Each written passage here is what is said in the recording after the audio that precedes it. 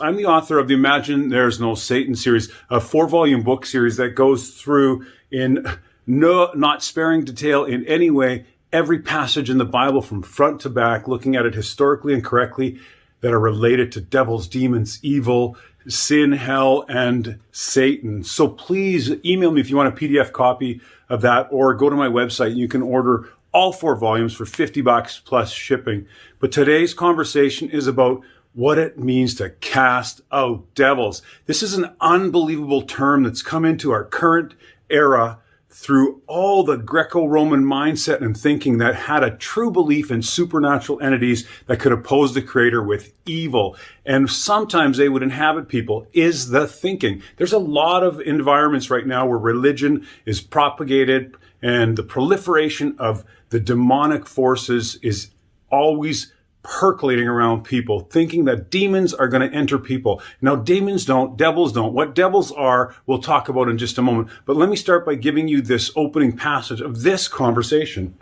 In Matthew 7:22, what we read is, many will say to me in that day, Lord, Lord, have we not prophesied in your name, and in your name cast out devils, and in your name done many wonderful works? What is going on there in Matthew chapter 7, verse 22? And you go ahead and read the entire passage to glean the context. That's the most important element about learning about what is being said in Bible passages, both the Old Testament and the apostolic writings, often called the New Testament.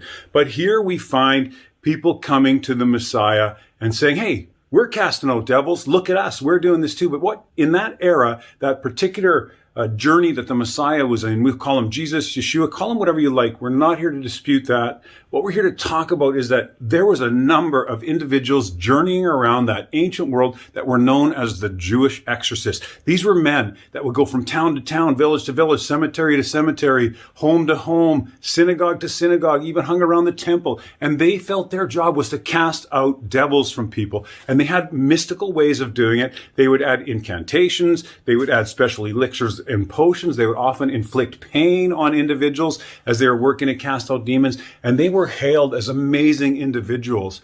Those were the devil caster outers of the day, the Jewish exorcist. And Messiah, the Jesus of the time, known also as Yeshua, did not want these people to be seen as working on behalf of the Creator God, because they really didn't know him. They didn't follow the path that he was suggesting an individual follow. They followed their own path. It was a path of self-glory, so they could actually use their practices of casting out devils and actually have people drawn to them as human individuals. And they did many wonderful works in his name. Sure, they liberated people from certain things, certain devils. But what is a devil? If we back up biblically and go way back into the prophecy of Isaiah about what the Messiah would do, we can begin to understand what devils are. He was prophesied to come into a time and he was going to remove our infirmities, is what the passage says. Let me just read that to you. So that passage in Isaiah that talks about what the Messiah would eventually do as far as healings and casting out devils goes, simply says this: surely he's borne our griefs and he carried our sorrows, yet we did esteem stricken, smitten of God, and afflicted. So he bore our griefs and carried our sorrows. We note in this passage that this Messiah did some things that were very impactful on the human condition. So knowing that Isaiah was talking about a future interaction with a superhuman individual, we'll call him, seemingly superhuman by what the passages are indicating, but potentially he was the express image of the Creator. Nonetheless, Isaiah was expecting a messianic figure to come that was going to take afflictions and heal griefs and sorrows. And the whole context of Isaiah's meaningful prophetic thoughts is that somebody's going to come and help heal us from stuff. And we see that moved on into the New Testament, where the word devils is often put into play. Just reminding you about that verse that we're keying on today, Matthew 7:22. Many will say to me in that day, Lord, Lord, have we not prophesied in your name, and in your name cast out devils, and in your name done many wonderful works? So again, these are things that people thought they were doing on behalf of the Creator, and the Jewish exorcists known to roam about that land in the ancient world and afflict and inflict harm on people as they tried to eradicate illness, false ideas and beliefs, mental health issues. They tried to remove them from people by their craft. And it was a harmful, hurtful, and controlling manner in which they did. They took glory to themselves, but they said, hey, we're doing this on behalf of you. God or Jesus or Yeshua at the time. And we find there the realization comes when they say, cast out devils in your name. What are the devils? Well, quite simply put, if we look at he was possessed with the devil, that phrase is daimonizomai. And the fact that it refers to struggling with an issue is more clear if we look at the origins of the word daimonizomai and how they play off of the Hebraic view of the Old Testament. Remember, the Christ of the day, the Messiah, the Jesus, his apostles were all Hebrew thinkers because they played around the Pharisaical teachings in much of their growing lives. That Aramaic culture that they were living in had a view of the daimonizomai as a view of, hey, you or I are dealing with a situation here that could be an illness. It could be any kind of mental health issue. It could be a false idea or belief. It could be an outside agency or force of humans that's trying to oppose us. A demon could be simply a really bad situation in the moment. And the people that were known to be the Jewish exorcists would go and try to remedy these things for people using their illicit craft to try to do it. Now, we look a little further in Matthew chapter 8 to just get another picture that demons, or the daimonizomai, the being possessed of a devil, is how the English puts it, but it's, again, Greek, daimonizomai, only meaning somebody struggling with something very serious that's harming them.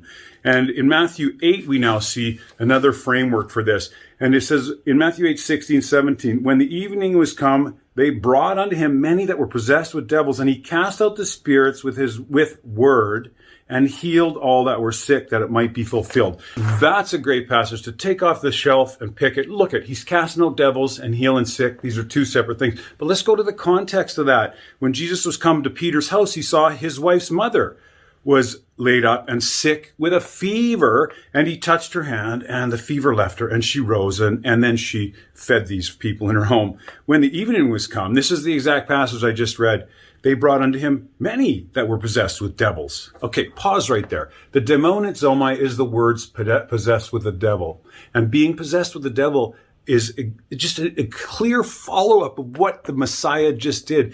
There was a sick or an ill person with a fever, and he touched her, and she became well. Was it the love? Was it the caring? Was it magic and mystical? Was it some supernatural phenomenon? We can't know that today.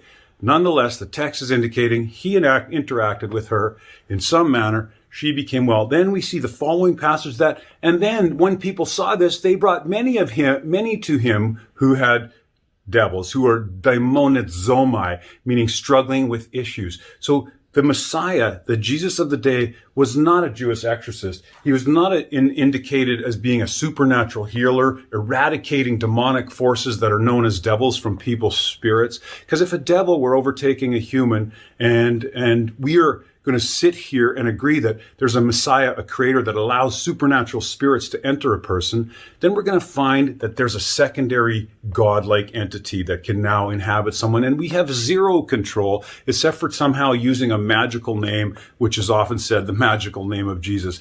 There's no magic in the name. The Jewish exorcists of the day thought they were invoking magical names when we cast out daimonizomai in his name. The belief is they were using the magical incantations to eradicate things. And that's an ancient Egyptian concept that filtered its way in through Egypt and through Babylon and Persia and Greece and Rome and into that first century. The reality is, when the Messiah came to people, or they came to him, they had issues. There was false beliefs. He would cast them out. There was illness. He would cast them out. They had unusual religious ideas. He would cast them out. These are the devils that were being cast out. There was sin, meaning there was people doing harm unto themselves by making awful choices in relation to what the social context was and what was known to be sin in that day. And he would help them to cease that, which is casting out devils. So if you're going to cast out devils, the easiest way to do it is to get some truth. The easiest way to do it is to get some health. The easiest way to do it is to even maybe get some sleep and get some right thinking. Because devils, according to the biblical theme that we follow all the way back into the most ancient thinking related to the Hebraic text, devils are false beliefs, sickness, religious error, or they're outside external forces of humans that are oppressing or opposing someone, or it might be someone's own mental health state that's oppressing them as well. Devils, demons are not supernatural entities that are brought into the realm of the human and able to inhabit, overtake, and become part of distressing and in fact destroying humans. So this little bit, if you decide to pick up on this concept we've talked about because you used to believe devils were supernatural entities, then we have just together cast out a devil, which was that false idea or belief. Good for you. Good for us. I'm James Brayshaw. You can email me at jrbrayshaw@shaw.ca or go to the ImagineNoSatan.com website, and there's lots of good reading there. Please get in touch if you want me to send you a PDF copy of my 4-volume book series. And other than that, thanks for spending this time with me. I look forward to chatting soon.